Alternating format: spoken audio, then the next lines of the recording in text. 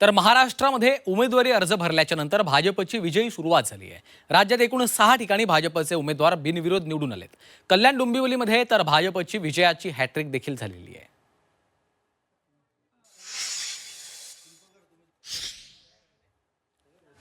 भाजपचे 6 उमेदवार हे बिनविरोध निवडून आलेले आहेत। मुख्यमंत्री देवेंद्र फडणवीसांनी या सर्व विजयी उमेदवारांचं अभिनंदन देखील केलेलं आहे। तर निकालाआधीच भाजपनं विजयाचं खातं उघडलं। पनवेल धुळ्यातही हे उमेदवार बिनविरोध निवडून आलेले आहेत। केडीएमसीत भाजपची विजयी सुरुवात झाली। कल्याण डोंबिवलीत भाजपचे एकूण 3 उमेदवार बिनविरोध विजयी झालेत। प्रभाग क्रमांक 18 मधून रेखा चौधरी आणि प्रभाग क्रमांक 26 क मधून आसावरी नवरे बिनविरोध निवडून आल्या।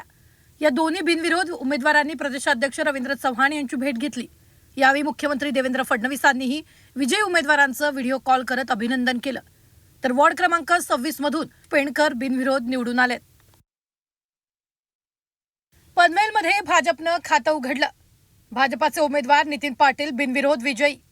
छाननी चेकअपच्या रोहन गावंट यांचा अर्ज बाद। नितीन पाटील प्रभाग 18 मधून बिनविरोध निवडून आले।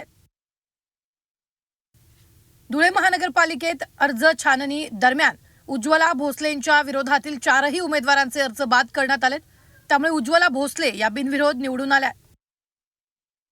अशा 2